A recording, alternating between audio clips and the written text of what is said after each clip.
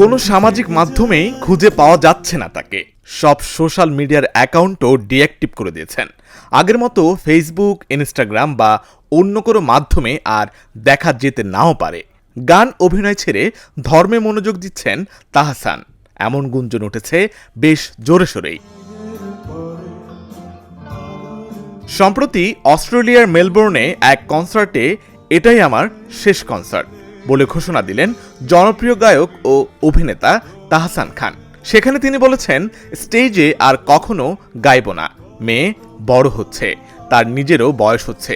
এই বয়সে এসে মুখ ভর্তি দাড়ি রেখে গান করতে চান না তিনি। অভিনয় থেকেও নিজেকে সরিয়ে নিয়েছেন গেল কয়েক বছর ধরে। অনেক জায়গায় লেখা দেখতে পাচ্ছি যে লাস্ট কনসার্ট না লাস্ট টুর, বাট আস্তে আস্তে মিউজিক ক্যারিয়ারটা হয়তো ইতি টানবে। So it's natural. সাধারণত এরকম স্টেজে দাঁড়িয়ে লাফালাফি করা যায় দাঁড়িয়ে, মানে মেয়ে বড় হয়ে গেছে, এখন যদি আমি স্টেজে দাঁড়িয়ে পুরো তুমি দাঁড়িয়ে।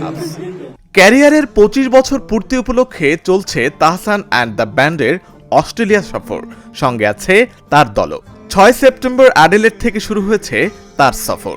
অ্যাডিলেডের পর 7 সেপ্টেম্বর ব্রিসবেন, 13 সেপ্টেম্বর সিডনি এবং 20 সেপ্টেম্বর মেলবোর্নে গান শোনান তাহসান। 27 সেপ্টেম্বর পার্থে গাইবেন তাহসান। এর আগেই মঞ্চ থেকে এমনটাই ঘোষণা দিলেন তিনি। সম্ভবত 27 সেপ্টেম্বর পার্থেই হবে তার শেষ মঞ্চে ওঠা। এই ঘোষণার মুহূর্তেই স্তব্ধ হয়ে যায় উপস্থিত হাজারো দর্শক। অনেকেই তখন আবেগে কেঁদেও ফেলেন।